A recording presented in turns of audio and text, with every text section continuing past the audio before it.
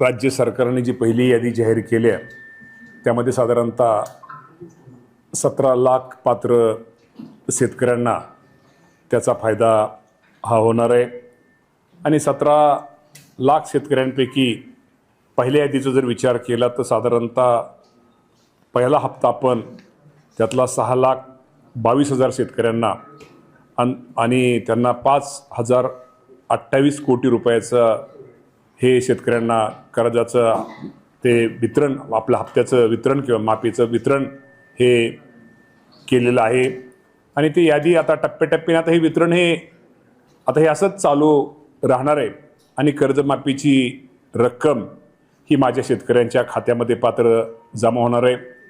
17 लाख शेतकऱ्यांपैकी आज जर आपण विचार केला तर साधारणतः आज अखेर साधारणतः 13 लाख शेतकऱ्यांनी KYCचं काम त्यांचं हे पूर्ण झालेलं आहे। त्यामुळे आता ह्या 13 लाख शेतकऱ्यांना पहिल्या टप्प्यातल्या त्यात आता ह्याची अडचण कर्ज आपल्या माफीची अडचण काय राहणार नाही। त्यांना ताबडतोब टप्प्याटप्प्याने ही कर्ज माफीची रक्कम मिळेल। आज आपण जर सगळ्यांचा जर विचार केला तर साधारणतः पहिल्या यादीतील ह्याच्यामध्ये साधारणतः माझ्या माहितीप्रमाणे जे शेतकरी इन्कम टॅक्स भरतात त्यांना त्या यादीतून आपण वगळलेलं आहे आणि साधारणतः त्यांची संख्या पण मला वाटतं आपल्याकडं आलेली आहे आणि मला वाटतं माझ्या माहितीप्रमाणे अपात्र शेतकरी म्हणजे इन्कम टॅक्स भरणारे आयकर शेतकरी साधारणतः 94,000 शेतकरी हे आयकर भरत असल्यामुळे ते शेतकरी कर्जमाफीसाठी अपात्र ठरलेले आहेत आणि अन्य कारणामुळे साधारणतः 46,000 शेतकरी हे अपात्र ठरलेले आहेत। तर निश्चित प्रकारे या बाबतीमध्ये राज्य शासनाच्या वतीनं लवकरात लवकर जे 2 लाखाच्या आतील रक्कम 2 लाखाच्या वरची रक्कम आणि प्रोत्साहन अनुदान जे शेतकरी नियमित कर्ज भरतात त्या सर्वांचं लवकरात लवकर वाटप केलं जाईल। कालच राज्याचे मुख्यमंत्र्यांनी जाहीर केले की साधारणतः ऑगस्ट महिन्यामध्ये संपेपर्यंत किंवा त्याच्या थोडं मागं पुढं ती रक्कम कर्जमाफीची रक्कम ही शेतकऱ्यांच्या खात्यामध्ये वर्ग करण्यात येईल। मामा या सगळ्यामध्ये प्रॉब्लेम एक काय येतोय, राज्य सरकारनं ज्यावेळेस तुम्ही ही घोषणा केली होती कर्जमाफीची त्यावेळेसचे निकष वेगळे होते आणि आता काही निकष वेगळे आहेत असं शेतकऱ्यांचा आरोप होतोय।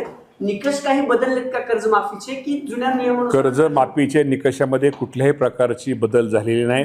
पूर्वी जे निकष होते तेच निकष आहेत। एवढंच आहे की 2019 साली महात्मा फुले कर्जमाफी योजनेमध्ये ज्या शेतकऱ्यांना लाभ दिला होता त्यांना आपण ह्या पहिल्या निकषामध्ये 50,000 रुपयेच त्यांना देणार होतो, परंतु पुन्हा आपण राज्याच्या मुख्यमंत्र्यांनी तो निर्णय बदल करून त्यांनाही 2 लाखाच्या आतल्या शेतकऱ्यांना त्यांनाही सरसकट त्यावेळेस कर्जमाफीचा आपण देण्याचा निर्णय घेतलेला आहे। ती संख्या आपल्यामध्ये ही थोडी वाढलेली आहे। पेरण्यांचं काय आव्हान किती टक्के झालं? पेरण्यांच्या बाबतीमध्ये निश्चित प्रकारे आज अखेर आपल्या संपूर्ण राज्यामध्ये जर विचार केला तर साधारणतः 91% आपल्या जे आपलं उद्दिष्ट होतं त्या उद्दिष्टाप्रमाणे 91% क्षेत्रावरती आपली पेरणी ही झालेली आहे आणि निश्चित प्रकारे आपल्याला माहिती आहे की नाशिक विभागामध्ये सर्वाधिक पेरणी ही नाशिक विभागामध्ये झालेली 95% पेरणी ही नाशिक विभागामध्ये झालेली आहे आणि मराठवाडा विभागामध्ये 94% पेरणी झालेली आहे आणि सर्वात पेरणी ही ठाणे विभागात सर्वात कमी ही 85% पेरणी झालेली आहे आणि विदर्भ विभागात सुद्धा साधारणतः 96% पेरणी झालेली आहे। अजूनही काही ठिकाणी पेरणीचं काम हे सुरू आहे आणि जे आपलं उद्दिष्ट आहे त्याप्रमाणे निश्चित प्रकारे शेतकरी पेरणीचं काम सुरू आहे। खताच्या बाबतीमध्ये ह्यावर्षी शासनाने खूप काही चांगले निर्णय घेतले। लिंकिंगच्या बाबतीमध्ये खूप कडक धोरण हे शासनाने ह्या वर्षी अवलंबल्यामुळं ठीक आहे, अजूनही खताच्या बाबतीमध्ये कुठं जर लिंकिंग होत असेल तर निश्चित प्रकारे त्या शेतकऱ्यांनी आमच्या कृषी विभागाशी संपर्क साधावा। जे विक्रेते जे अनुदानित खत विकतात त्यांना विना अनुदानित खत तिथं आता दुकानामध्ये ठेवता येणार नाही असा कडक आम्ही नियम शासनाने तो जी आर काढलेला आहे, त्यामुळे निश्चित प्रकारे शेतकऱ्याला त्याचा फायदा झालेला आहे। आज अखेर खताच्या उपलब्धतेच्या बाबतीमध्ये आपल्या माध्यमातून माझ्या सगळ्या शेतकरी बांधवांना सांगू इच्छितो की खताचा साठा आपल्या नियोजनाप्रमाणे आपल्याकडं व्यवस्थित आहे. त्यामुळे खताच्या बाबतीमध्ये जर कुणी एखादा डीलर किंवा कोण विक्रेता जर काळा बाजार करत असेल तोही आमच्याशी संपर्क साधा. निश्चित प्रकारे या बाबतीमध्ये असं जर कोण आम्ही लगेच ताबडतोब त्याच्यावरती कडक कारवाई करू. मामा, एक राजकीय प्रश्न असा होता, आता डिलिमिटेशनचं सगळं सुरू आहे, पण शरद पवार साहेबांचे सगळे खासदार आज पंतप्रधान नरेंद्र मोदींना भेटले. राजकीय गणित वेगवेगळी लावली जात आहेत. तुमचं काही बोलणं झाले काय असं कायच्या बाबतीत तुमच्या पक्षाचे वगैरे किंवा आपल्यापैकी कोणी परत? आता या बाबतीमध्ये हा विषय शेवटी पवार साहेबांच्या राष्ट्रवादी पक्षाचा आहे. त्यामुळं ह्या बाबतीमध्ये तो प्रश्न मला विचारण्यापेक्षा आपण त्यांच्या अध्यक्षांना किंवा त्यांच्या प्रमुखांना जर विचारला तर तो बरं होईल, कारण का तेच योग्य ते उत्तर ते आपल्या सर्वांना देतील. मामा, जर आपण बघितलं तर FDA आणि पुणे ग्रामीण पोलिसांनी एक संयुक्त कारवाई केलेली आहे. दूध भेसळचं एक मोठं रॅकेट समोर आलेलं आहे. 24 जणांना यामध्ये अटक केलेली आहे. हे दूध संकलन करत होते, तिथंच भेसळ अशा पद्धतीने करत होते. मोठ्या मोठ्या डेअरीजला हे सगळं जात होतं. हे आतापर्यंतच्या तपासात समोर आलेलं आहे.